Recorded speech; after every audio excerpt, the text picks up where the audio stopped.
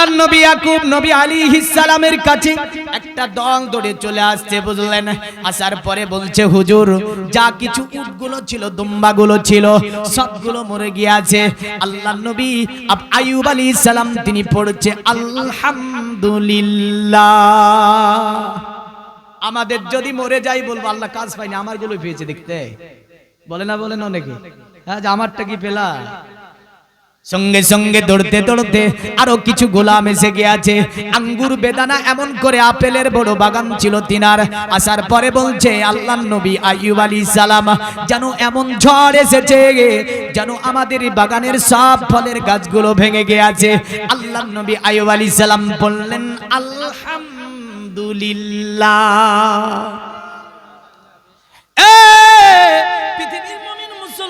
আরো কিছু আপনার ব্যক্তি যারা খেতে ছিল, বুঝলেন?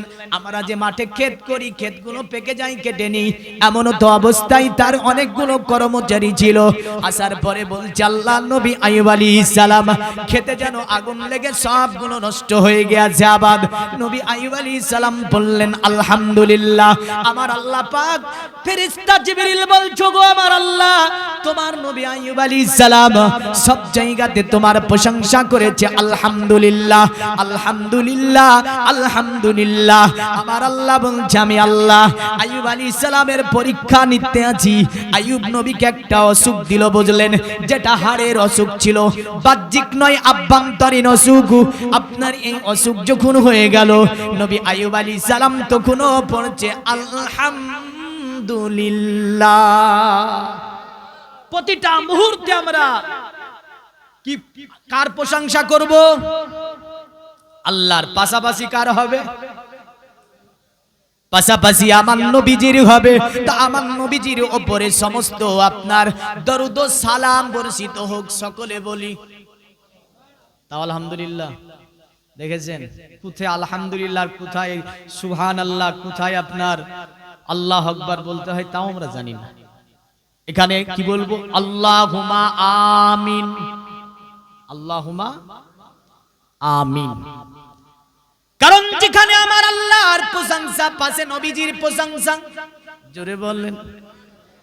যেখানে আল্লাহর তারিফ, পাশে আমার নবীজির তারিফ। যেখানে আল্লাহর গুরু কীর্তন, পাশে আমার নবীজির গুরু কীর্তন। যেখানে আল্লাহ নাম, পাশে আমার নবীজির নাম। কারণ লা ইলাহা ইল্লাল্লাহ আমার আল্লাহ পাকের প্রশংসা, তৌহিদে বর্ণনাতে আল্লাহ পাকের জিকির, পাশে আমার নবী পাকের জিকির। মুহাম্মাদুর রাসূলুল্লাহ সাল্লাল্লাহু আলাইহি ওয়াসাল্লাম, এই নবীজির উপরে লাখো কোটি দুরূদ ও সালাম অর্পিত বর্ষিত হোক। সকলে বলি আল্লাহুম্মা আমিন। দুনিয়ার মুমিন মুসলমান টপিকে খুব তাড়াতাড়ি এসে যায়। আমি যদি আপনাকে প্রশ্ন করি, আদম নবী আলাইহিস সালাম থেকে নিয়ে হযরতে আপনার ঈসা নবী পর্যন্ত যত নবী রাসূল আমার আল্লাহ দুনিয়াতে পাঠিয়েছে, সব নবী রাসূলগুলোকে একদিকে করে দিলাম, আমার নবীকে বিপরীত দিকে করে দিলাম। কোন পাল্লাটা ভারী হবে? কোনটা ভারী হবে? আমার নবীজির পাল্লা ভারী হবে। এমন করে যদি আমার আল্লাহ পাকের নবী মুহাম্মদ সাল্লাল্লাহু আলাইহি সাল্লামের একজন সাহাবীকে যদি এক পাল্লাই রেখে দেন, আমার নবীজির একজন সাহাবীকে এক পাল্লাই রেখে দিয়ে, বুঝলেন, যত নবীর সাহাবীরা এসেছে আদম নবী থেকে নিয়ে, বুঝলেন, ঈসা নবী পর্যন্ত নবীর সাহাবীদের কথা বলছি আমি, যত সাহাবীগুলো এসেছে এক পাল্লাই রেখে দেন, আর আমার নবীর একজন সাহাবীকে বিপরীত পাল্লাই রেখে দেন, তো আমার নবীজির সাহাবীর পাল্লাটা ভারী হবে। জোরে বলেন সুবহানাল্লাহ। কারণ আমার আল্লাহ পাক পবিত্র কোরআন দ্বিতীয় পারা সূরাটির নাম হচ্ছে সূরাতুল বাকারা। আমার আল্লাহ পাক সুন্দরভাবে বর্ণনা দিচ্ছে, ওয়া কাযালিকা জাআলনাকুম উম্মাতাও ওয়াসাতাল লিতাকুনু শুহাদা আলান নাসি ওয়া ইয়াকুনার রাসূলু আলাইকুম শাহিদা। এ আমার নবীর উম্মত শুনে রেখে দাও, তোমাদেরকে আমি আল্লাহ পাক পৃথিবীতে যত উম্মত আছে আদম সাফিউল্লাহ থেকে নিয়ে ঈসা নবী পর্যন্ত যত উম্মত আছে, সমস্ত উম্মতের উপরে তোমাদেরকে আমি আল্লাহ পাক শ্রেষ্ঠতা দান করে দিলাম। আমার আল্লাহ বলে, এ নবী সাহাবীরা, এ নবীর উম্মতেরা, তবে শোনো, ওয়া ইয়াকুনার রাসূলু আলাইকুম শাহীদা, আর তোমাদের যাকে সাক্ষী বানিয়ে দিলাম তিনি হচ্ছে মুহাম্মাদুর রাসূলুল্লাহ সাল্লাল্লাহু তাআলা আলাইহি ওয়াসাল্লাম। এবার আরেকটা প্রশ্ন আনি, পৃথিবীতে যত আল্লাহর ওলি এসেছে, যত মুমিন এসেছে, সবগুলোকে এক পাল্লায় দিয়ে দেন। আমার নবীজির প্রিয়তম একজন সাহাবী যার নাম উমারে ফারুক আজম, তাকে বিপরীত পাল্লায় দিয়ে দেন, কোন পাল্লাটা ভারী হবে? উমারে ফারুক আজম। পৃথিবীর মুমিন মুসলমান, সাহাবীর শান, সাহাবীর মান, সাহাবীর সম্মান কতটা, এটা যদি আমরা বুঝতে না সক্ষম হই তাহলে জীবনী শুনে কিছু হবে না। একজন সাহাবী যে ঘোড়ার পৃষ্ঠে আরোহণ করে, ওই ঘোড়ার পায়ের নিচে যে ধুলো লেগে যায়, বুঝলেন, ওই ধুলোতে যা সম্মান আছে, এত বড় সম্মান আমার আল্লাহ একজন ওলিকে দান করে না। জোরে বলেন, এর নাম সাহাবী। যে সাহাবী ঘোড়ার পৃষ্ঠে চড়ে, কারণ ওই ঘোড়ার পায়ের খুরে যে ধুলো লেগে থাকে, এই ধুলোতে যা সম্মান আছে তা একজন মুমিনের এত সম্মান নাই। এর নাম হচ্ছে সাহাবী। তো সাহাবীদের মধ্য থেকে আজকে কথা হবে কাকে নিয়ে? যাকে দেখলে শয়তান পালিয়ে যেত। জোরে বললেন। আমার নবী উমারকে ডেকে বলে, উমার, আমার সাহাবী উমার, শোনো, তুমি যে রাস্তা দিয়ে চলবে, ওই রাস্তায় জিন এবং ইনসানদের মধ্য থেকে যারা বদমাইশ, এ উমার, ওই রাস্তাতে তারা চলতে ভয় পাবে। জোরে বলেন। শুধু তাই নয়, মায়েসাতুল হুমাইরা হাদিস শরীফ বর্ণনা করছেন। মায়েসা বলছেন, আমি যখন নবীর জীবন সংসারে মক্কা থেকে মদিনায় আমি আয়েশাতুল হুমাইরা গিয়েছিলাম। আমি আয়েশা, আমার বয়স ছিল মাত্র 9 বছর। মা আয়েশা বর্ণনা করে, পৃথিবীর মানব একদা রাসূলুল্লাহ আমাকে বলল, আয়েশা, এ আয়েশা, তোমার অতএব তোমার সমবয়সী যারা, ওই সাথীদেরকে তুমি মক্কাতে রেখে চলে এসেছো। এ আয়েশা, চলো আজকে তোমাকে আমি মদিনার বাজারে নিয়ে যাব। উম্মুল মুমিনিন মা আয়েশা বড় খুশি হয়ে আমার নবীজির সঙ্গে আপনার বেরিয়ে গিয়েছেন। নবীজির সঙ্গে আপনার বেরিয়ে গিয়েছেন। মা আয়েশার উচ্চতা কতটা ছিল? মাত্র 9 বছর বয়সে মা আয়েশার উচ্চতা ছিল একদম আমার নবীজির কান পর্যন্ত। কারণ মা আয়েশা নিজে বর্ণনা করতে গিয়ে বলেন, আমি যেতেছিলাম, যেতে যেতে একটা জায়গাতে অনেকগুলো মানুষকে আমি যেন আয়েশা দেখতে পেলাম। আমি রাসূলুল্লাহকে জিজ্ঞাসা করলাম, ইয়া রাসূলুল্লাহ, এখানে মানুষগুলো এমন করে গোল হয়ে দাঁড়িয়ে কি দেখছে গো নবী? আমার নবী বলে, আয়েশা, এ আয়েশা, এখানে হয়তো কোনো খেলা হচ্ছে। আমার নবী যে আয়েশাকে বলছে, আয়েশা, তুমি কি ওটা দেখতে চাও? মা আয়েশা বলছে, ইয়া রাসূলুল্লাহ, আপনি যদি আমাকে দেখাতে চান আমি আয়েশা দেখতে চাই। আমার নবী বলে, আয়েশা, এ আয়েশা, আমি তোমার প্রতিটা চাওয়া পূর্ণ করেছি মদিনায় এনে। কারণ একজন স্বামী তো ওই যে ব্যক্তি নিজের স্ত্রীর প্রতিটা চাওয়াকে পূর্ণ করতে পারে। একজন পরিপূর্ণ স্বামী তো সেই ব্যক্তি যে ব্যক্তি স্ত্রীকে খুশি রাখতে পারে। একজন স্বামী তো সে যে ব্যক্তি স্ত্রীর হক আদা করতে পারে। এমন করে পৃথিবীর জমিনে আপনার সংসার জীবনটাকে মেনটেন করে আমার রাসূলুল্লাহর উপদেশ জীবনে বাস্তবায়ন করে স্বামী স্ত্রীর দিনগুলোকে অতিবাহিত করতে পারে, ওটাই হচ্ছে একটা পরিবার। নতবা পরিবার ওটা হতে পারে না, ওটা হবে জাহান্নামের একটা অংশ। এর বিপরীত হলে কি হবে? এর বিপরীত হলে হবে একটা জাহান্নামের অংশ। আর রাসূলের উপদেশ নিয়ে যারা পৃথিবীতে আমার রাসূল যেইভাবে জীবন সংসার করতে বলেছে ওইভাবে করতে পারলে হবে ওটা জান্নাতের একটা অংশ। জোরে বলে। তো মা আয়েশা বলছে, আমি নবীজির পিছনে দাঁড়ালাম, পিছনে দাঁড়িয়ে একদম কাঁধের ওপর দিয়ে সামনে দেখছিলাম। পর্দার আয়াত নাজিল হয়নি, পর্দার আয়াত নাজিল হয়নি। বোঝা যাচ্ছে পর্দার আয়াত নাজিলের পূর্বেও মা আয়েশাতুল হুমাইরা লুকিয়ে লুকিয়ে থাকতো। জোরে বলে। এ হচ্ছে আহলে বায়াত, এ হচ্ছে আপনার নবীজির পরিবার, এ হচ্ছে মা আয়েশাতুল হুমাইরা। কানের গোড়া দিয়ে সামনের দিকে দেখছে, হঠাৎ করে লোকগুলো ছত্রভঙ্গ হয়ে পালিয়ে গেল। আহ সুবহানাল্লাহ। মা ঈসা ভয় পেয়ে নবীকে বলছে, গো নবী চলুন পালিয়ে যাই। লোকগুলো কেন পালিয়ে যায় এমন করে? আমার নবী বলে, আয়েশা, এ আয়েশা কেন তুমি পালিয়ে যাবে? মা আয়েশা বলে, নবীজিও দেখেন লোকগুলো কেমন করে পালিয়ে যাচ্ছে। ইতিমধ্যে ঘোড়ার পৃষ্ঠে চড়ে খাত্তাবীর ছেলে উমারে ফারুক আজম যেন তিনি রাস্তা দিয়ে চলে আসছে, আর উমারকে দেখে যেন মানুষগুলো আপনার খেলকোদ করতেছিল। তারা অনেকগুলো মানুষ এক জায়গায় ছিল, উমারকে দেখে যেন পালিয়ে যাচ্ছে। আল্লাহ নবী সাহাবী উমার আপনার ঘোড়ায় চড়ে চলে আসছে, মানুষগুলো ছত্রভঙ্গ হয়ে পালিয়ে গেল। আমার নবী বলে, আয়েশা দেখো আমার সাহাবী উমার আসছে। উমারকে দেখে মানুষগুলো ভয় পেয়ে এমন করে পালিয়ে যায়। নবী সাহাবী উমার আসার পরে নবীকে সালাম দিল, আসসালামু আলাইকা ইয়া রাসূলুল্লাহ ইয়া হাবিবাল্লাহ। আমার নবীজি সালামের জবাব ফিরিয়ে দিল। নবীজি বলে, উমার, এ উমার কি ব্যাপার? তুমি কি মানুষের প্রতি অত্যাচার করো? এ উমার তুমি কি মানুষের প্রতি জুলুম করো? এ উমার তোমাকে দেখি কেন এমন ভাবে পালিয়ে যায় মানুষেরা?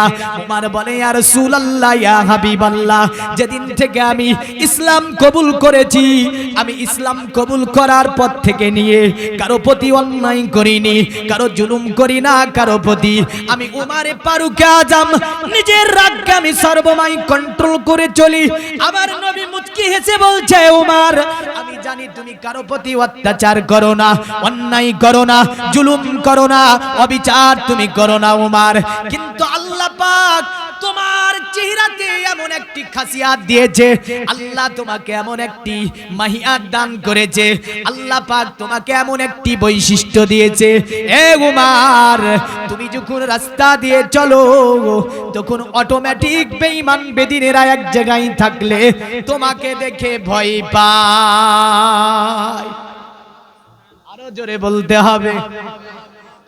পৃথিবীর মুমিন মুসলমান, এই যে উমারে ফারুক আজম পৃথিবীর জমিনে জন্ম নিয়েছিলেন কোথায়? একটুখানি টাচ করার পরে খোলাফায়ে রাশিদিনকে নিয়ে ইনশাআল্লাহ আলোচনা করব, কারণ এ জীবনী অতি দীর্ঘ জীবনী আপনার। কারণ আজকে একজন বলতেছিলাম এখানে যে আপনারা জীবনী করেন কত বছর থেকে? বলে বহু বছর থেকে। তাহলে কতজনের জীবনী? হ্যাঁ শুনেছে। আরে প্রতি জীবনীতে একটা করে নতুন জীবনী করেন, শোনা দরকার আছে না নাই? হ্যাঁ, একবার ফাতেমা তো, আর একবার নবীজের আরো 3 জন কন্যা আছে তাদের নাম দিয়ে দেন। আরে মৌলবীদেরকে একটু খাটান, একটু খাটান। হাসান হুসেনের জীবনী দিলে তো আমি বই দেখবো না। আমাকে নবীজির জীবনী দেখবেন 7 দিন দেন, 10 দিন দেন, বই দেখবো না। হাসান হুসেনের জীবনী দেন, বই দেখবো না। আর যখনই আমাকে ফাতেমার জীবনী দেন, বই দেখবো না। যখনই আমাকে বলবেন যে ফাতেমার তো আরো 3 জন বোন আছে, ওদের জীবনী আপনাকে করতে হবে, তখন কিন্তু আমি যত লাইব্রেরি আছে বুঝলেন যাবো আর বলবো যে বইগুলা দেন। আর একবার নতুন জীবনী আপনারা নিয়ে আসবেন নবীজির স্ত্রী দয়কে নিয়ে, নাম দিয়ে দিলেন 9 জন স্ত্রী। আর একবার হয়তো জীবনী দিয়ে দিলেন বদরের প্রান্তরের ফুল ঘটনা, মানে পুরো বদরকে আমরা শুনবো। আর একবার জীবনী দিলেন হয়তো উহুদের পুরো ঘটনাটা আমরা শুনবো। কিন্তু এইভাবে যদি একটা টপিক বেঁধে দেন জীবনী, দেখবেন প্রতি বছর ভালো লাগবে শুনতে। এই নয় যে পুরো জীবনীর মধ্যে যত জীবনী আছে, হ্যাঁ তবে আমার নবীজির জীবনীর নিচে সব। জোরে বলেন।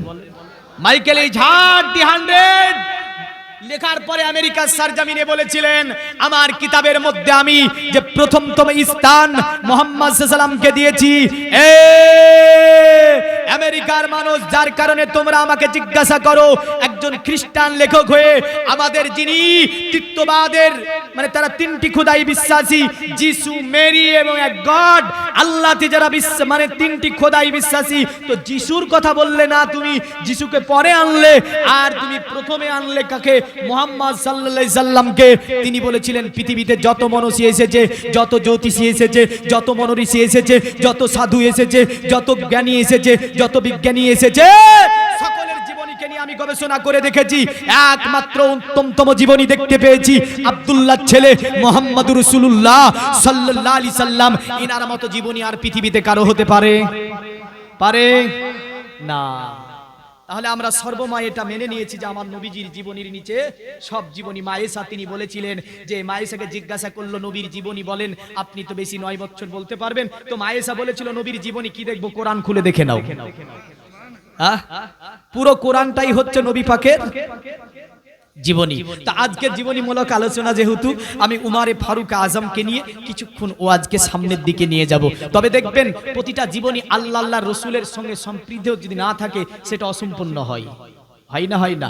আপনি যদি আমাকে বলেন মৌলভী সাহেব আপনার জীবনী বলেন, তো আমার জীবনী বলতে গিয়ে আমার বাপের নাম বলবো, মায়ের নাম বলবো, আমার গ্রামের নাম বলবো, আমার বাঁচপানি জীবন বলবো, আমার শিক্ষা জীবন বলবো, আমার অর্থনৈতিক জীবন বলবো, আমার সংস্কৃতি জীবন বলবো, স্কুল কলেজ ইউনিভার্সিটি শিক্ষক, বিভিন্ন টিউশন শিক্ষক, বিভিন্ন আপনার পার্ক, বিভিন্ন জায়গায় ট্যুর, বিভিন্ন জায়গাতে আমি ঘোরাফেরা করেছি, বিভিন্ন বন্ধু বান্ধব সাক্ষাতে গিয়েছি, বিভিন্ন জায়গাতে আমি কি করেছি, অতএব বিভিন্ন মানুষের সঙ্গে যোগাযোগ করেছি, মেলামেশা করেছি, বিভিন্ন কিছু মিলে একটা জীবনী তৈরি হয়। নাকি শুধু যদি বলি আপনি জীবনী লিখেন পারবেন? আপনার জীবনীটা লিখতে যান তো কতটি নাম আসবে? হ্যাঁ, হচ্ছে জীবনী। আসি,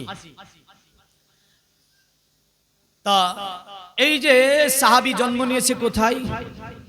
জোরে বলুন মক্কায়। কোথায়? এ দুনিয়ার মানুষ, হিসামের আপনার একজন মেয়ে, যার নাম ছিল আপনার হান্তামা, যদিও কোন ঐতিহাসিক নামটাকে আপনার আন্তামাও বলেছে। হিসামের আরেকজন ছেলের নাম ছিল আবুল হেকাম। এই আন্তামা বা হান্তামা মেয়েটির বিবাহ হলো আরবীয় কুরাইশ গোত্রে বংশভূত থেকে। বললেন অষ্টমতম পুরুষে গিয়ে নবীজির সিলসিলা মানে নবীজির নাসাব নামাতে এই নাসাব নামাটা মিলে গিয়েছে। জোরে বলেন। যেমন নবীজির নাসাব নামাসি আমরা দেখতে পাই বুখারী শরীফের হাদিসের মধ্যে আমার নবী যেইভাবে বলতেন, আমার পিতার নাম ছিল আব্দুল্লাহ, আব্দুল্লাহর পিতার নাম ছিল আব্দুল মুতাল্লিব, আব্দুল মুতাল্লিবের পিতার নাম ছিল হাসিম, হাসিমের পিতার নাম ছিল আব্দে মানাফ, আব্দে মানাফের পিতার নাম ছিল কুসাই, কুসাইয়ের পিতার নাম ছিল কিলাব, কিলাবের পিতার নাম ছিল মুররা, মুররার পিতার নাম ছিল কাব, কাবের পিতার নাম ছিল লুইয়া, লুইয়ার পিতার নাম ছিল গালিব, লুইয়ার পিতার নাম গালিব। গালিবের এই যে বংশটা দেখতে পাই, গালিব থেকে আপনার এই বংশ আরেকটি বেরিয়ে গিয়ে ওই বংশী জন্মগ্রহণ করেছেন কে জানেন? ওই বংশী জন্মগ্রহণ করেছে হযরতে উমারে ফারুক আজম। আর গালিব থেকে এই যে নামগুলো আমি এই দিকে বলে আসলাম, এই দিকে জন্মগ্রহণ করেছেন আব্দুল্লাহ। আর এই বংশে এসেছে আমার নবীজি। জোরে বলেন সুবহানাল্লাহ।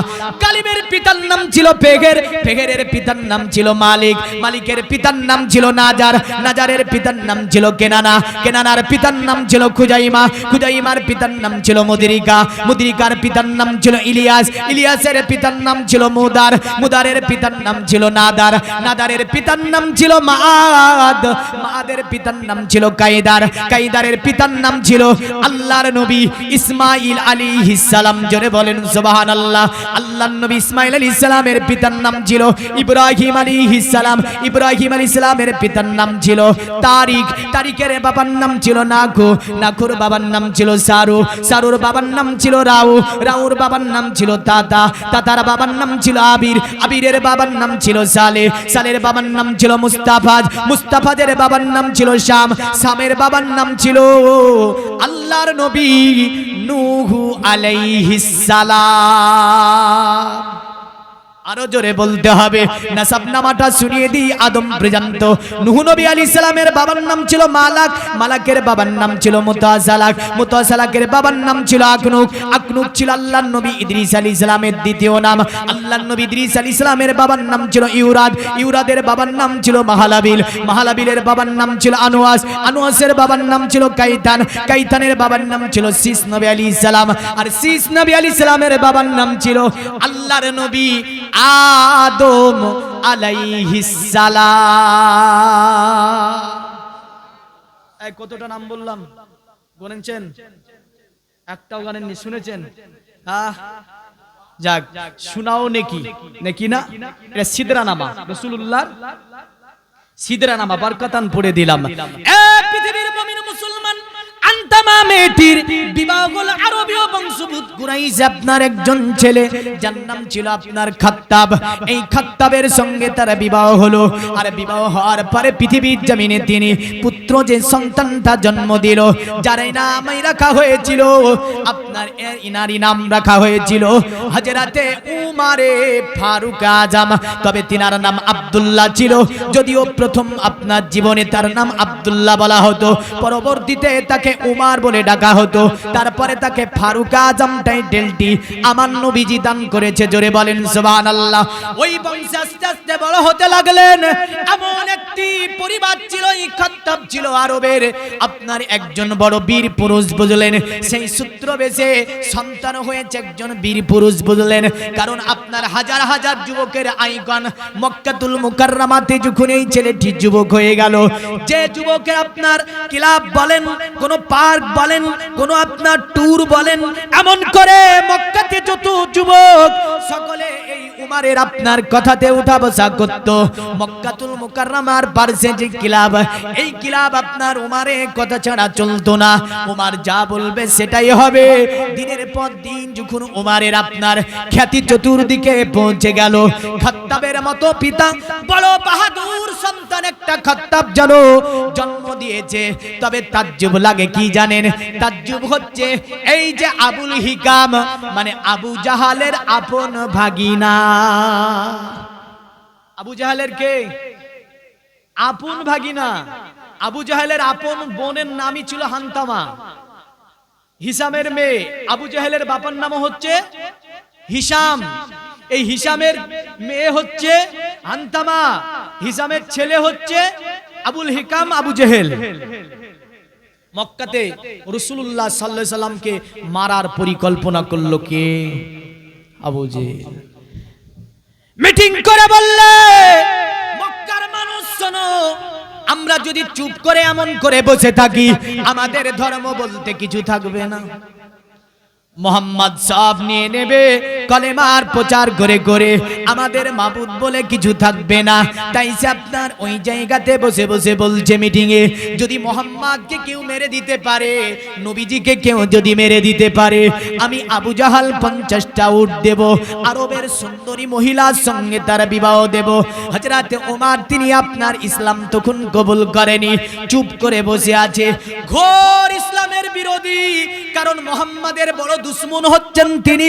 তবে তার পূর্বে রাত্রিতে আমার নবীজি তাহাজ্জুদের নামাজ পড়েছেন, বললেন। তাহাজ্জুদের নামাজ পড়ে আমার নবীজি আরবের চতুর্দিকে তাকিয়ে আমার আল্লাহকে বলছে, আল্লাহ তোমার দ্বীন ইসলামকে প্রচার করার জন্য যুগে যুগে তুমি নবী রাসূল পাঠিয়েছো। আল্লাহ কোন নবীকে দিয়ে 1000 বছর ধরে তুমি দ্বীন ইসলামের কাজ তুমি করে নিয়েছো। আল্লাহ কোন নবীকে দিয়ে 500 বছর ধরে দ্বীন ইসলামের কাজ তুমি করে নিয়েছো। আল্লাহ কোন নবীকে 300 বছর ধরে দ্বীন ইসলামের কাজ করে নিয়েছো। আল্লাহ ওগো আমার আল্লাহ, তোমার দ্বীন ইসলাম পৃথিবীতে কায়েম করা যায়নি, তোমার দ্বীন কোন নবী কায়েম করতে পারেনি। আল্লাহ তবে আমি মুহাম্মদ দুনিয়াতে আমাকে পাঠিয়েছো দ্বীন ইসলাম প্রচারের জন্য। আল্লাহ যদি তুমি আমি আল্লাহ আমি রাসূলুল্লাহ তোমার দরবারে একটা দোয়া করব, আল্লাহ আল্লাহুম্মা আইজ্জাল ইসলাম বি উমর ইবনুল খাত্তাব আও বি আবু জাহাল। ওগো আমার আল্লাহ, তুমি যদি ইসলামের ইজ্জতকে বাঁচাতে চাও, ইসলামের সম্মানকে বাঁচাতে চাও, দ্বীন ইসলামকে পৃথিবীতে কায়েম করতে চাও, আমি রাসূলুল্লাহ বলছি ও খাত্তাবের ছেলে উমরকে হেদায়েত দাও, নতবা আবু জেহেলকে তুমি হেদায়েত দাও। জোরে বলেন সুবহানাল্লাহ। আমার আল্লাহ বলে, আমার নবী আপনি দুয়ার মধ্যে দুইজন নাম নিয়েছেন, একজনের নাম হচ্ছে উমর, দ্বিতীয় নাম হচ্ছে অতএব যার নাম হচ্ছে আবু জাহাল। ও আমার নবী, আমি আল্লাহ পাক খাত্তাবের ছেলে উমরকে আমি কবুল করে নিলাম, আমি আল্লাহ উমরকে হেদায়েত দিয়ে দিলাম। আল্লাহুম্মা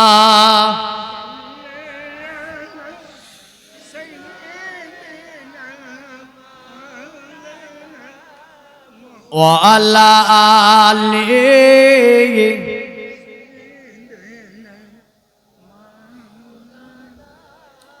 আরে কোন একদিন দিন এ দেশের বুকে, জোরে জোরে জোরে জোরে জোরে জোরে, যদি সুবহানাল্লাহ আলহামদুলিল্লাহ কম বলেন আমি তো বলেছি ওয়াজ করব না। আরে গলার তো যাক আমাদের চেয়ে আপনাদের বেশি থাকা দরকার। আপনাদের দোয়া রবিউল আল আগে থেকে লেগেছি বললেন, চলছে ইনশাআল্লাহ, আপনাদের দোয়া ঠিক থাকবে। কোন একদিন এ দেশের মাটিতে কলেমার পতাকা দুলবে। ইমাম মাহদী আলাইহিস সালাম আসবে না আসবে না? আরে সেদিন তো দুলবে। সেদিন সবাই খোদার বিধান পে দুঃখ ভুলে যাবে। কোন একদিন এ দেশের মাটিতে কলেমার পতাকা উড়বে। সেদিন সবাই খোদার বিধান পে দুঃখ ভুলে যাবে। সেদিন আর রবে না হাহাকার, অন্যায় জুলুম অবিচার। জোরে বলুন সুবহানাল্লাহ। একাকিনী রমণী নির্জন পথে যাবে কোনজন, কটু কথা কবে না। মানব সম্পদের মাহে কোনার পালাখানা হবে না। সেদিন তো আর নেই বেশি দূরে, জোরে জোরে জোরে জোরে। আরে সেদিন তো আর নেই বেশি দূরে, আর কিছু পথ গেলি মিলবে। সেদিন তো আর নেই বেশি দূরে, আর কিছু পথ গেলি মিলবে। যতদিন দূরে যায় ততদিন পিছে রায়, আই তোরা দলে দলে ছুটিয়ে। সেদিন তো আর নেই বেশি দূরে। কোন একদিন এ দেশের বুকে কলেমার পতাকা দুলবে। সেদিন সবাই খোদার বিধান পে দুঃখ ভুলে যাবে।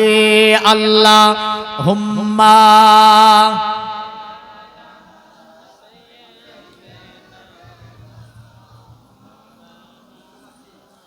ওয়া আলা আলিহি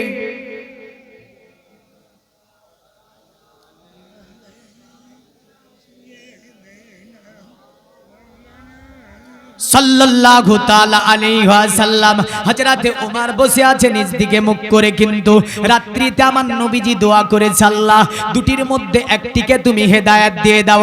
আমার আল্লাহ বলছে, ওগো আমার নবী, দুটির মধ্যে একটিকে আমি আল্লাহ কবুল করেছি, কারণ আপনি যাকে পছন্দ করেন, আপনি যাকে ভালোবাসেন, ওই যে যার নাম হচ্ছে আবু জেহেল, এই আবু জেহেলের জন্য ওগো নবী আপনি একাকি দোয়া করবেন না, কারণ আবু জেহেলকে আমি আল্লাহ হেদায়েত দেব না। যেহেতু আপনি দুইজনের নাম নিয়েছেন, আমি খাত্তাবের ছেলে ওমরকে কবুল করে নিলাম।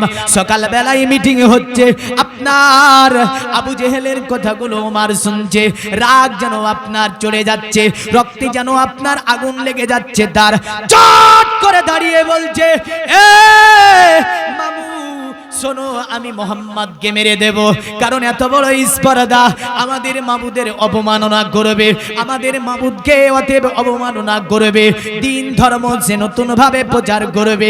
আমি উমার বেঁচে থাকতে মোহাম্মদকে কখনোই জীবিত থাকতে দেব না। আপনার চট করে দাঁড়িয়ে গেল, ঘোড়ার পৃষ্ঠে আপনার উঠে গেল, বুঝলেন, মেজাজ কিন্তু আকাশের উপরে, বুঝলেন, ঘোড়ার লাগানটাকে ধরে এক হাতে আপনার কিচ্ছি তলোয়ার, এক হাতে আপনার লাগান টান দিয়ে ঘোড়াকে সামনের দিকে আগিয়ে নিয়ে চলে যাচ্ছে ওমর। যেতে আছে এমন করে যেতে আছে যে ওমরকে দেখি যেন মনে হচ্ছে যেন স্যার মেজাজ আপনার আগুন লেগে আছে। अरे उमर चले बहन के घर, ये दिल में एक सोच सोच कर उड़ाएंगे हम उनका सर जो नबी के दिन पर। सुभान अल्लाह, মানে তার গর্দানকে মেরে দেব যে নবীজির দিনের উপরে আছে। सुना है जब कुरान को, जोरे जोरे जोरे जोरे कुरान सुने जो खुन पेलो। सुना है जब कुरान को खुदार के बयान को, तो उमर ने भी कहा नबी नबी नबी नबी नबी नबी नबी नबी। जोरे बोल।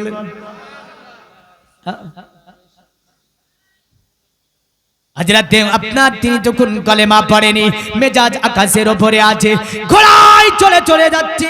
রাস্তার মধ্যে একটা বন্ধু তাকিয়ে বলছে ওমরকে তো রাগান্বিত কেন? যার নাম ছিল নাঈম বিন আব্দুল্লাহ, ডাক দিচ্ছে ওমর কি ব্যাপার এত রাগান্বিত হয়ে হাতে তলোয়ার নিয়ে ঘোড়াকে সামনের দিকে আগিয়ে কোথায় চলো এমন করে? সঙ্গে সঙ্গে দাঁড়িয়ে বলছে এত বড় স্পর্ধা আব্দুল্লাহ ছেলে মক্কাতে নতুন ধর্ম প্রচার করবে। এ বন্ধু নাঈম বিন আব্দুল্লাহ, আমি মুহাম্মাদের গর্দানকে কেটে ফেলবো, মুহাম্মাদকে আমি মেরে দেব, কারণ ওকে আজ জীবিত রাখবো না। আমি অঙ্গীকার করেছি আল্লাহর নবীকে রাখবো না। নাঈম বিন আব্দুল্লাহ বলছে উমর তার দরবারে আমিরে হামজা আছে, আলী সিরি খুদা আছে, আবু বকর আছে, যায়েদ ইবনে আরকাম আছে। এই উমর তোমাকে কি তারা ছেড়ে দেবে? তুমি নবীকে মারবে আর তোমাকে কি তারা ছেড়ে দেবে? তাকিয়ে বলছে কি ব্যাপার, তুমি কি নবীর দিকে হচ্ছ? তাহলে মারার জন্য সাহায্য দিয়ে নবীকে যেন না মারি ওই দিকে ইঙ্গিত দেখা যায়।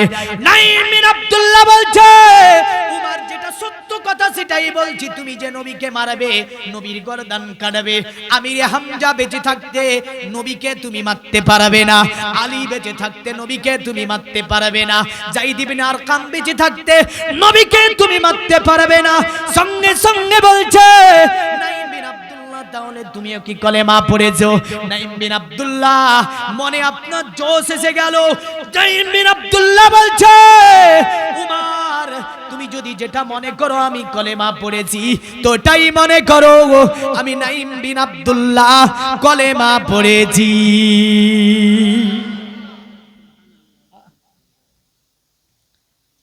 এ হচ্ছে ওমর। তবে আরেকটা ছন্দে কবি এইভাবে ওমরের চলনকে লিখেছে, আব্দুল্লাহরি বাড়িতে, জোরে জোরে জোরে, अरे उमर बिने खातब चले, नबी जी के मारी बो बोले, उमर बिने खातब चले, उमर बिने खातब चले, नबी जी के मारी बो बोले, अरे उमर बिन खातब चले, नबी जी के मारी बो बोले, देखे नबी नूरी चेहरा, देखे नबी नूरी चेहरा, उमर कलमा पड़ेছে। আর একটু জোরে বলতে হবে, আরে আরো জোরে বলুন তো সুবহানাল্লাহ। अरे देखे नबी नूरी चेहरा, उमर कलमा पड़ेছে, अब्दुल्लाह আব্দুল্লাহরি বাড়িতে নুরি মেলা লেগেছে দলে দলে চারিধারে ফেরেশতারা ঘুরিছে আব্দুল্লাহরি বাড়িতে চলো যাব মদিনাতে যাবেন না যাওয়া লাগবে না যাবেন না ইনশাআল্লাহ বলেন আমরা কথায় কথায় যে ইনশাআল্লাহ শব্দটি এটা বলতে চাই না আরে মুমিন ইমানদার মুসলমান এই সব জায়গাতে কি বলবে ইনশাআল্লাহ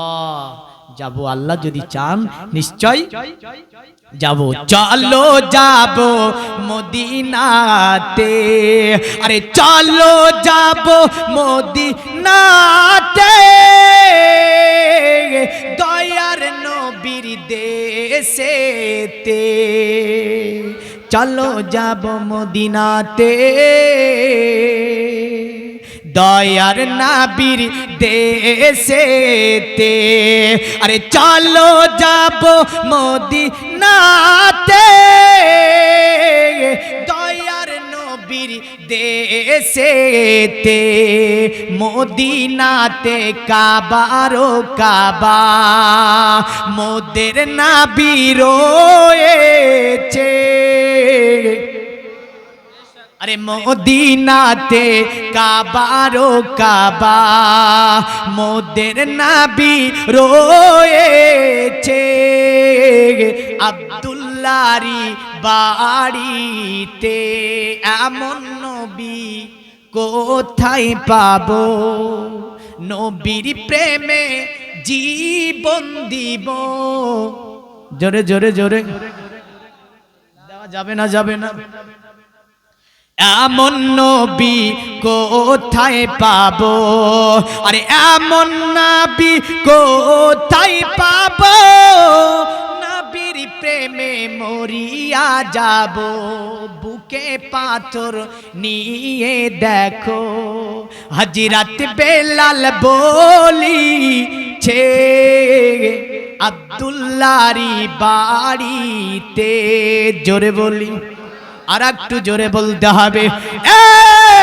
পৃথিবীর মুমিন মুসলমান নাঈম বিন আব্দুল্লাহর উপরে তলোয়ার উঠে উমার মারবে নাঈম বিন আব্দুল্লাহ বলছে উমার শোন এতদিন তোকে ভয় করে চলেছি আজকে যেহেতু ইসলামকে আমি প্রকাশ করে দিয়েছি শট করে বললেন খাপ থেকে নাঈম বিন আব্দুল্লাহ তলোয়ার খানাকে বের করে প্রতিহিত করে দিল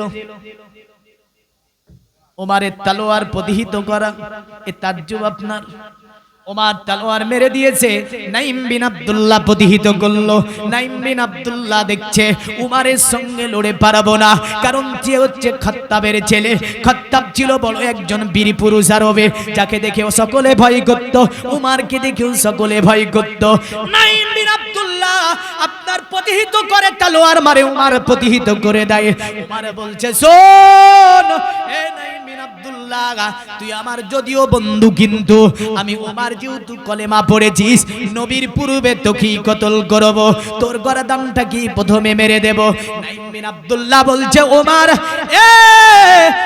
আমাকে মারার পূর্বে তোর বোনের ঘরের খবরটা নে তোর বোন ইসলাম কবুল করে নিয়েছে শর্ট করে আপনার ব্রেন অন্যদিকে বলে তাই বলে হ্যাঁ ঘোড়ায় চড়ে দুজনে ঘুচ্চার বলছে নাঈম বিন আব্দুল্লাহ আমাকে মারার পূর্বে বোনের ঘরের খবর নে নবীকে মারার পূর্বে বোনের ঘরের খবর নে কারণ সে জান বাঁচানোর তাগিদে এই কথা কিন্তু প্রকাশ করে দিয়েছে আসলে এর মধ্য দিয়ে উমারের হেদায়েত আছে জোরে বলেন বলে উমার নিজের বোনের খবর নেই বোনের নাম ফাতেমা আপনার কি করলো ঘোড়াকে আপনার সঙ্গে সঙ্গে বলে নাঈম তোকে আর মারবো না নিজের ঘরে যেহেতু কলেমা পড়েছে আমি বোনকে প্রথমে মারবো তারপরে তোকে মারবো তারপরে নবীকে মারবো ঘোড়া লাগানকে টান দিয়ে মেজাজ আকাশের উপরে করে টান দিয়ে আপনার ঘোড়াকে ভগ্নিপতির বাড়ির দিকে ঘুরিয়ে দিল ঘোড়া ঠক ঠক ঠক ঠক ঠক ঠক করে বললেন ঘোড়ার পায়ের আওয়াজ চলছে ওই সময় ফাতেমা পড়তেছিল সাব্বাগালিল্লাহি মা ফিস সামাওয়াতি ওয়া মা ফিল আরদ। আয়াত তেলাওয়াত হচ্ছিল, ঠকঠকানি আওয়াজ, বাইরে থেকে কেউ যেন ঘোড়ার পৃষ্ঠে চড়ে আসছে।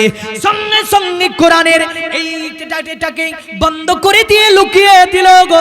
ভগ্নিপতি দাঁড়িয়েছিল দরজার সম্মুখে, বলে কি ব্যাপার, ঘরে কি পড়া হচ্ছে? ভগ্নিপতি বলছে কই কিছুই তো পড়া হয় না। বলে লুকানো হবে না, সত্য করে বলো কি পড়া হচ্ছিল। ভগ্নিপতি বলছে কেন? বলে শুনেছি তোমরা কলেমা পড়েছো। ভগ্নিপতি বলছে কে বলেছে তোমাকে? বলো আমি উমর আমার সম্মুখে মিথ্যা বলতে পারবে না, নবীকে মারার জন্য বেরিয়েছিলাম। নাইম বিন আব্দুল্লাহ আমাকে বলেছে। ভগ্নিপতির উপরে চড়া মেজাজ হয়ে বড় একটা চড় মেরে দিল। ভগ্নিপতি যখন পড়ে গেল, উমর কি উঠে বলছে উমর এমন করে ঘরে ঢুকতে আমি তোমাকে দেব না। উমর বলছে এত বড় স্পর্ধা আমার সম্মুখে দাঁড়িয়ে কথা। ভগ্নিপতির মুখের উপরে একটা ঘুষা মেরে দিল, বুঝলেন, নাক দিয়ে রক্ত পড়তে শুরু করে দিল। আপনার তার বোন ঘর থেকে বুঝতে পারছে যে আমার স্বামীকে আমার ভাই এমন করে মারছে। ঘর থেকে বেরিয়েছে ফাতেমা হাত দুটিকে ইশারা করে বলল, এ ভাই উমর এমন করে কেন মারছিস, এমন কেন মারিস? সঙ্গে সঙ্গে ফাতেমাকে বলছে কি পড়ছিলি বল ঘরের মধ্যে? ফাতেমা বলছে কই কি পড়ছিলাম? বলে শুনেছি ইসলাম কবুল করেছিস, শুনেছি নবীজিকে মেনেছিস, শুনেছি লা ইলাহা ইল্লাল্লাহ মুহাম্মাদুর রাসূলুল্লাহ কবুল করেছিস, এই কারণে আমি শুনে পেয়েছি। 1 2 3 কথা হতে হতে চাট করে একটা চড় বোনের উপর বসিয়ে দিল। বোন আপনার পড়ে গেল।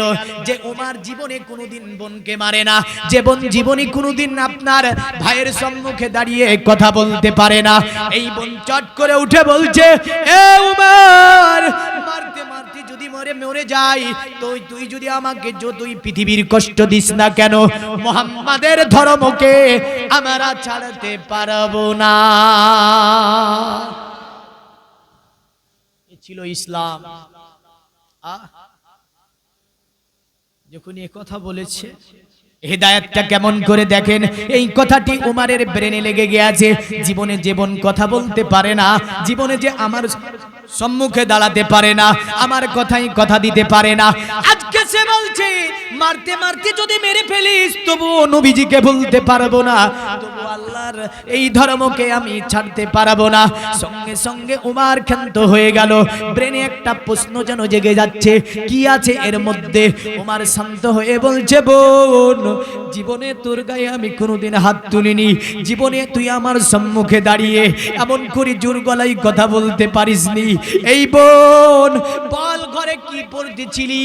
আমি উমর আর মারবো না, জানি না কি আছে আমি দেখবো একটু, কারণ আমি তোকে জীবনে একটা চড় মারিনি, জীবনে তুই আমার সম্মুখে দাঁড়িয়ে কথা বলতে পারিসনি। এ বোন বল ওই কি মন্ত্র আছে ওটা আমি দেখতে চাই। সঙ্গে সঙ্গে ফাতিমা বলল, ভাই ওটা আমি তোমাকে দেখাতে পারবো না। বলে কেন দেখাতে পারা যাবে না? বলে নাপাক অবস্থায় কোরআন ছোঁয়া যাবে না। একে জামার সমাজে এসে ভাইরাল হয়ে বক্তব্য দিয়ে বলছে বিনা ওযুতে কোরআন ছোঁয়া যাবে। এই জোরে বলেন, বলেছে না বলেনি? আমার ওয়াজের একটা দিক হচ্ছে আমি কারো নাম নিতে চাই না, বুঝলেন তো? নাম জানি আমি কে বলেছে, যেহেতু বলছি তো নাম তো জানবোই, ভিডিও বের করে দেখিয়ে দিতে পারবো। বলেছে বিনা ওযুতে কোরআন ছোঁয়া যাবে, কোনো অসুবিধা নাই। মেয়েরা নাপাকি অবস্থায় কোরআন ছুঁতে পারবে, কোনো অসুবিধা নাই। নাউজুবিল্লাহ বলেন। হ্যাঁ, আর আমার ঘরের কিছু ওই ইচিঙ্গা যুবক, ইচিঙ্গা বুঝেন? ইচিঙ্গা মানে ও কিছু বাংলা কিছুদিন পড়াশোনা করেছে, বললেন পড়ে গ্র্যাজুয়েট হয়তো কমপ্লিট মাস্টার ডিগ্রি করে ভাবছে যে আমি একবারে সাতবক আসমানের মাথায় উঠে পড়েছি। হ্যাঁ, ও ভাবছে কি যে মৌলবীরা আমাকে আর পারবে না। তো ও ইচিঙ্গা ওই হুজুরকে মেনে নিয়েছে। হ্যাঁ, ওই হুজুরকে মেনে নিয়ে ওই অ্যাবাউট করে সকলকে, বললেন আর মধ্যে মধ্যে এসে বলে আমিন, বলে না পেছনে দাঁড়িয়ে দেখে, মানে এটাই বুঝাই যে 100 নামাজির মধ্যে আমি একা বাবা নামাজি আছি, আর এগুলো সব নামাজি নাই। মানে আরগুলো সব বেনমাজি দাঁড়িয়ে আছে, আর জোরে আমিন বলে ওটা বোঝাচ্ছে যে আমি একাই নমাজি। লজ্জা থাকা দরকার ছিল এর, যে 100 মানুষ কেউ আমিন জোরে বলে না, আর ওই একা আমিন জোরে বলে। কত বড় নির্লজ্জা এই যুবকটা জানেন? আমিন বলার ব্যাপারে একদম সহি হাদিস ইমাম বুখারী সংকলন করেছেন, সোজা সাপটা ভাবে আছে হাদিস, যার মধ্যে বুঝতেও কোনো অসুবিধা নাই যে আমিন বলা হবে ফেরেশতাদের মতো। কেমন হবে? ফেরেশতা যেমন, ফেরেশতাদের আমিন যেমন শুনতে পাওয়া যায় না, আমাদের আমিনও শুনতে পাওয়া যাবে না। তার আগেকার জীবনের পরের আগের পিছনের গুনাহ আল্লাহ ক্ষমা করে দেবে। আরে ওই উচুঙ্গা মেনেছে কাকে? ওই আগডুম বাগডুম যুবক, মানে হুজুরও। আগেকার একটা জামানাতে ওই যে একটা কবিতা ছিল আমার মনে পড়ে, আগডুম বাগডুম ঘোড়া ডুম সাজে, ঢাক মেরিডন ঢন্ডল বাজে, বাজতে বাজতে চললো ঢুলি। পড়েছেন? আর একটা ছিল, একজো ছিল মজার দেশ সব রকমের ভালো, রাত্রিতে বেজাই রোদ দিনে চাঁদের আলো। ওই যে এ রাত্রিতে বেজাই রোদ দিনে চাঁদের আলো দেখতে চাই, সব উল্টো করবে। যাই হোক, আসি এবার।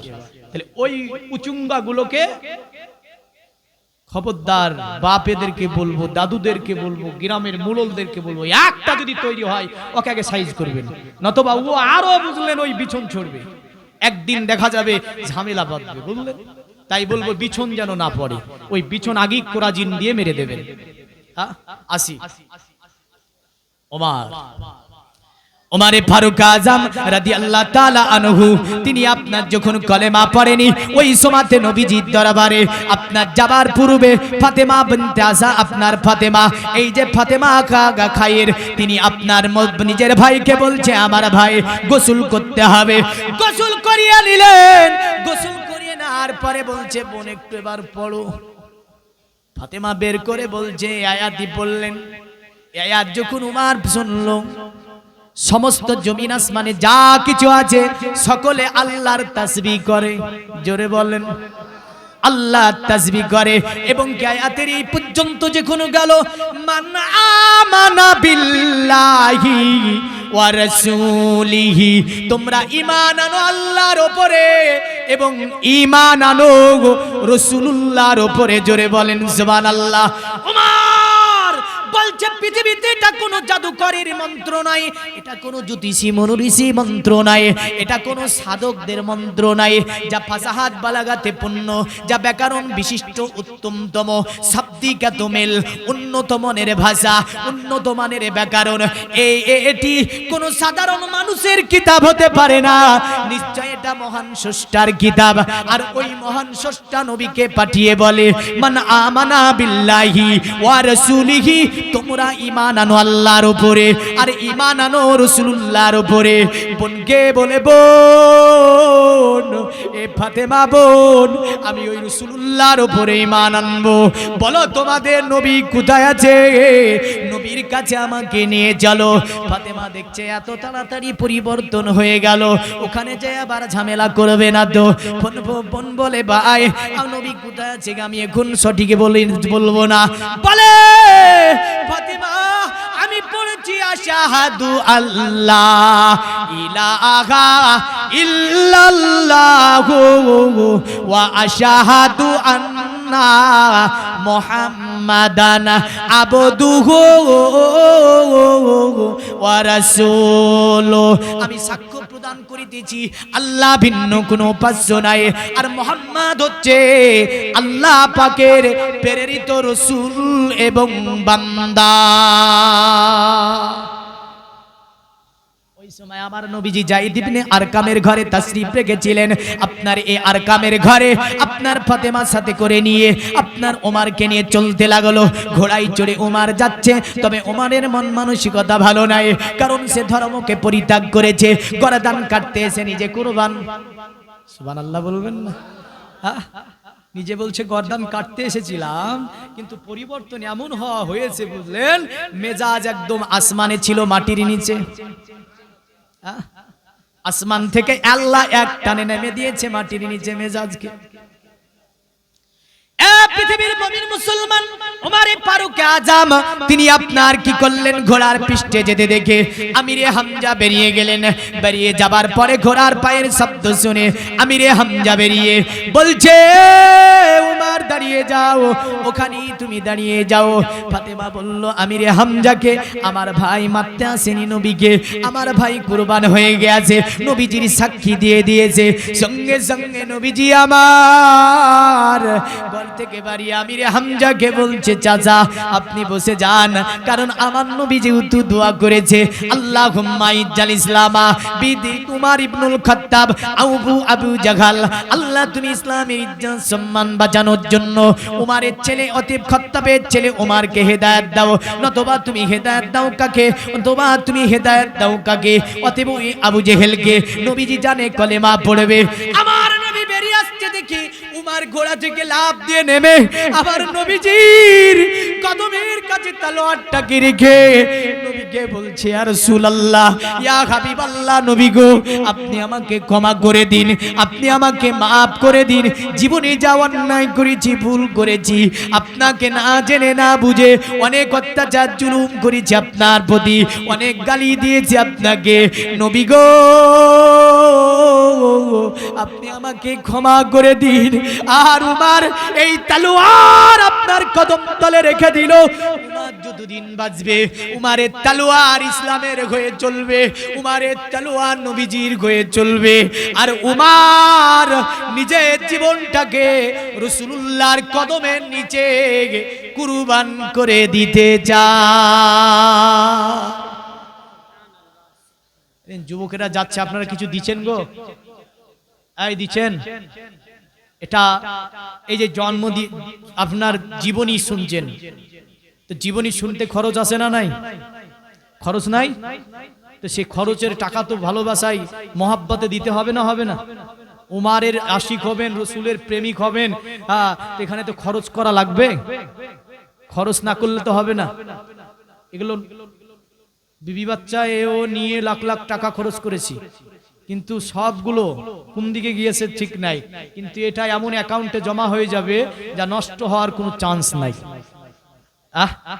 তাহলে ছেলেরা যাচ্ছে অবশ্যই দিয়ে দেবেন, তবে একটু ওয়াদা করে যদি বলেন যে আগামী বছরের জন্য মৌলভী সাহেব আমি এত দিয়ে দিলাম, ইনশাল্লাহ দোয়া করব খাস করে আপনার জন্য। এমন বান্দা যদি থাকেন ইনশাল্লাহ বলবেন, আমি ওয়াজ সামনে আগাই। রাসূলুল্লাহর দরবারে কালেমা পড়ে নিয়েছে উমার। উমার বলছে, ইয়া রাসূলুল্লাহ, এই ধর্মটা সত্য নাকি মিথ্যা? নবীজি বলেন, কেন সত্য? বলে সত্য তো কেন লুকিয়ে থাকবে? ওগো নবীজি চলেন কাবা মুআজ্জামার পাশে, আমরা যাবার পরে কাবা মুআজ্জামাতে এলান করব দ্বীনে ইসলামের কথা। 40 জন হয়েছে মুসলমান, কতটা? 40 জন মুসলমান। পৃথিবীর মুমিন মুসলমান উমারে ফারুক আজম তিনি রাসূলুল্লাহকে বলেছেন, ইয়া রাসূলুল্লাহ চলেন। আমার নবী বলে, উমার সবে তো 40 জন হয়েছে, কারণ 39 জন ছিল, উমারকে দিয়ে 40 জন বুঝিয়ে দিল আমার আল্লাহ। উমার বলছে, ইয়া রাসূলুল্লাহ, জাআল হক ওয়া জাহাকাল বাতিল, নিশ্চয় যখন হক এসে যাবে বাতিল মিটে যাবে। জোরে জোরে। সত্য আসলে মিথ্যা থাকে? মিথ্যা থাকে না। খবরদার মিথ্যা বলবেন না কখনোই। মিথ্যা বলা মহাপাপ। মিথ্যা যে ব্যক্তি বলবে ওর ইবাদত আপনার হবে না। মিথ্যা যে ব্যক্তি বলবে ওই জবানের ডাক আল্লাহর কাছে যাবে না। মিথ্যা যে ব্যক্তি বলবে ওই জবানের দোয়া কবুল হবে না। মিথ্যা যে ব্যক্তি বলবে ওই জবানের তাসবিহ তাহলিল কোনটাই আমার আল্লাহ নেবে না। কারণ মিথ্যা বলা এমন একটা মহাপাপ, নবীজি বলেছেন জবানের হেফাজত করবে। খবরদার মিথ্যা কথা বলবে না। মিথ্যা এমন একটি গুনাহ, এমন একটি গুনাহ কিয়ামতের দিনে নবীজি বলছেন ওই ব্যক্তির জিহ্বাকে টেনে বের করে পায়ের সঙ্গে পেরাক মারা হবে। মিথ্যা ব্যক্তির এটা একটা সাজা, নিম্নমানের সাজা যারা মিথ্যা কথা বলে। তাহলে মিথ্যা বলা যাবে? কোন বিপদে পড়ে দিনে ইসলামের শরিয়াতের দিকে লক্ষ্য রেখে একটা সত্যকে লুকানোতে যদি আপনার সমাজ বেঁচে যায়, সমাজে বিশৃঙ্খলা সৃষ্টি না হয় সেটাকে লুকানোতে সেই জায়গায় চালাকির স্বার্থে এমনও কিছু বলা যেতে পারে। যেমন সালমা বলেছিল নিজের স্বামীকে, আবু তালহাকে বলেছিল, মিশকাতের হাদিস, তিনি জিজ্ঞাসা করলো ছেলে কই, তো তিনি বললেন ঘুমিয়ে গিয়েছে। ছেলে কই, ঘুমিয়ে গিয়েছে। ছেলে নিয়ে আসো, বলে ছেলে ঘুমিয়ে গিয়েছে। মরে গিয়েছে বলেন, ঘুমিয়ে গিয়েছে। যদিও আবু তালহাকে এই জায়গায় একটা চালাকি করেছিলেন তিনি, আর একটা জায়গায় চালাকি একজন মেহমান এসেছে বললেন, তো আবু তালহা বলছে প্রদীপটা নিভে দিয়ে অন্ধকারে খাবার দেবে, আমার পাতে খাবার দেবে, আর যদি প্রদীপ জ্বালাতে বলে বলবে যে প্রদীপে তেল নাই, কারণ যা খাবার আছে মেহমানেরই হবে, আর আবু তালহার কিন্তু হবে না, যা খাবার আছে আপ্যায়ন মেহমানের হবে। তো বলছে প্রদীপটা নিভে দেবে, প্রদীপ জ্বালাতে বললে চালাকি করে বলবে তেল নাই, তেল ফুরে গিয়েছে, যাতে মেহমানের খাতির হয়ে যায়। সুবহানাল্লাহ। কিন্তু আমরা তো বললেন টাকা মারতে গিয়ে মিথ্যা বলি, ব্যবসাতে মিথ্যা বলি, খোদার কসম কেটে মসজিদ আকিয়ে বলে মসজিদে হাত দিয়ে বলছি এটা 500 টাকার দাম, মসজিদ আকায়। এ মর্মে অনেক হাদিস আছে, যারা ব্যবসা সূত্রে মিথ্যা শপথ করে কিয়ামতের দিন আল্লাহ তাদের দিকে নজর দেবে না। তো যিনারা ব্যবসা করেন ব্যবসা সূত্রে মিথ্যা কথা বলবেন, মিথ্যা কসম করবেন, বলেন করব না? হ্যাঁ, আসি। আল্লাহর নবী বলে উমর, সবে 40 জন মুসলিম। উমর বলছে ইয়া রাসূলুল্লাহ, যেহেতু ধর্মটা সত্য ধর্ম, চলেন কাবার কাছে গিয়ে আমরা এটা বলে দেব। একদিকে 20টা, দ্বিতীয় দিকে 20টা দাঁড়িয়েছে, একদিকে দাঁড়িয়েছে আমিরে হামজা, আর অপর দিকে আছে উমর ইবনুল খাত্তাব। চলতে লাগলো কাবা মুআজ্জামার দিকে, তাকবীর হচ্ছে, নারায়ে তাকবীর, নারায়ে রিসালাত। আরে বাবা রে, ইয়া রাসূলুল্লাহ ধ্বনি দেখেছেন? আরে দুই সাথীকে পাশে তে নিয়ে হাই, আরামে আছো নিঝুম নিরালায়। জোরে বলেন। একজন আবু বকর, দ্বিতীয় ওমর, পাশাপাশি নবীজি। দুই সাথীকে পাশে তে নিয়ে হায়, আরামে আছো নিঝুম নিরালায়, সারা দাও রাসূলুল্লাহ,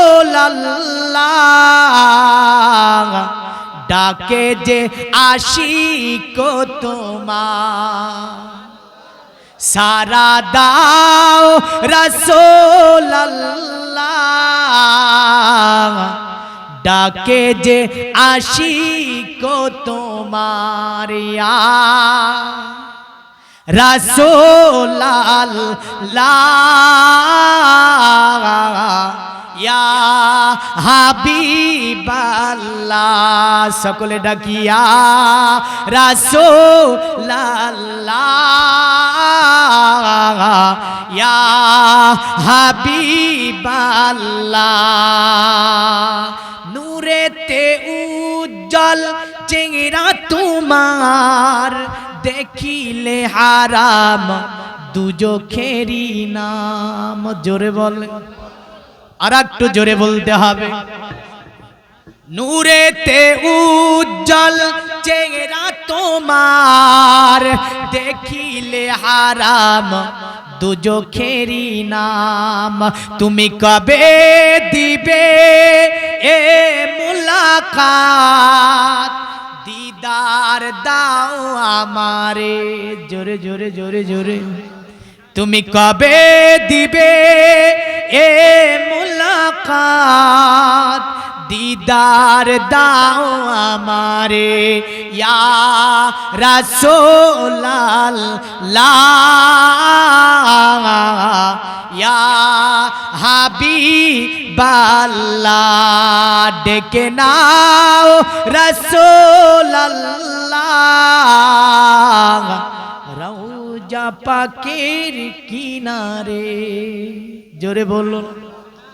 ডেকে নাও রাসূলুল্লাহ রওজা পাকের কিনারায় আল্লাহুম্মা আলা সাইয়্যিদিনা মাওলানা ওয়া আলা আলি সাইয়্যিদিনা ওয়া আলি সাইয়্যিদিনা মাওলানা মুহাম্মদ সাল্লাল্লাহু আলাইহি সাল্লাম।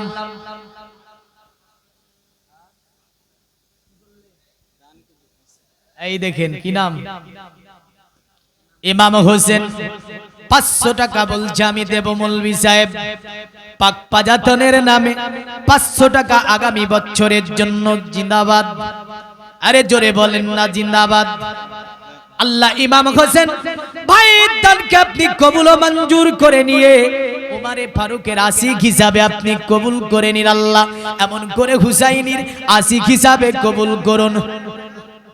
নারায়ে তাকবীর। কি নাম? আল্লাহু আকবার। এই দেখেন নজরুল ইসলাম বলে 100 টাকা দিলাম, 1000 টাকা আগামী বছরে দিয়ে দেব। নারায়ে রিসালাত। ইয়া রাসূলুল্লাহ, আরে জোরে বলেন না ইয়া রাসূলুল্লাহ। ইয়া রাসূলুল্লাহ। জজবা থাকা দরকার আছে না, প্রেম ভালোবাসা থাকা দরকার আছে। 1000 টাকা দিয়েছে, ভাইয়ের দানকে আল্লাহ কবুল ও মঞ্জুর করে নিয়ে আল্লাহ এটির জন্য তার পরিবার পরিজনে আপনি দ্বিগুণ বরকত দান করে দিন। আল্লাহুম্মা আমিন।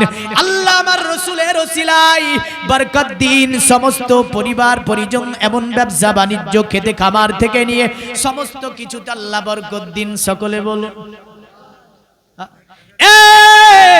দুটি দল লাইন বুঝলেন চলে যায়। একদিকে খাত্তাবের ছেলে উমার তলোয়ার আছে হাতে, দ্বিতীয় দিকে আমিরে হামজা। মক্কার জিনারা দুইজনই বীর পুরুষ। জোরে বলেন সুবহানাল্লাহ। মক্কার মানুষেরা বলে মুহাম্মাদের এত বড় স্পর্ধা হয়ে গেছে, আজকে আমাদের মক্কাতে ডাইরেক্ট বলে আল্লাহু আকবার, ডাইরেক্ট আল্লাহর ধ্বনি লাগাই। এত বড় মুহাম্মাদের স্পর্ধা হয়ে গেছে, গেটটা খুলে দৌড় দিয়ে বেরাতে গিয়ে আবার দেখে উমার বেরানো যায় না, গেট খুলে আবার বেরাতে যাই, টং করে পিছনে। এই উমার নারায়ে তাকবীর, আল্লাহু আকবারের ধ্বনি লাগিয়ে দুটি লাইন কাবা মুআজ্জামার দিকে চলতে থাকে। বেঈমানেরা বলে এত বড় স্পর্ধা, আবার গেট খুলে জট করে বের হতে যায়। দেখে একদিকে আমিরে হামজা, দ্বিতীয় দিকে রাসূলের সাহাবী হযরতে উমার। বলে তাজ্জুব, উমার গেল মারতে ইসলো মরে। হায় হায় বলে দরজা বন্ধ করে দেয় আর বলে উমার কাজটা ভালো করনি। কি বলে? কাজ ভালো হয়নি। তুমি গেলে মারতে, গিয়ে আসলে মরে। তুমি গেলে মারতে, আবার ফিরে আসলে মারতে। নবীকে মারবো বলে এখন আমাদেরই মারবে। সঙ্গে সঙ্গে অ্যাকশন না। পৃথিবীর মুমিন মুসলমান উমারকে দেখে ফিরিয়ে পালিয়ে যায় আমার নবীজিকে নিয়ে কাবা মুআজ্জামার কাছে গিয়ে ইসলামের প্রথম খুতবা আপনার উমার ইবনুল খাত্তাব যেই দিন কলেমা পড়েছিল, ইসলামের প্রথম খুতবা কাবা মুআজ্জামার পাশে সেই দিনই দেওয়া হয়েছিল। জোরে বলেন সুবহানাল্লাহ। উমার বলে শোন, আমি খাত্তাবের ছেলে উমার কলেমা পড়েছি, অতএব আমি কলেমা পড়ে নিয়েছি। বেঈমান বেদিনের যুবকেরা চতুর্দিকে বসে আছে, কিন্তু উমারের জন্য সাহস নাই, এসে নবীজির প্রতি আক্রমণ করবে। একদিকে আমিরে হামজা, দ্বিতীয় দিকে দাঁড়িয়ে আছে উমার, মধ্যখানে আবু বকর দাঁড়িয়ে খুতবা দিতে শুরু করে দিল। খুতবার কাজ কমপ্লিট হয়ে গেল। আমার নবীকে উমার বলে ইয়া রাসূলুল্লাহ, যান আপনি চলে যান, তবে আমি উমার আমার ইসলাম কবুল আমি চুপ করে রাখবো না।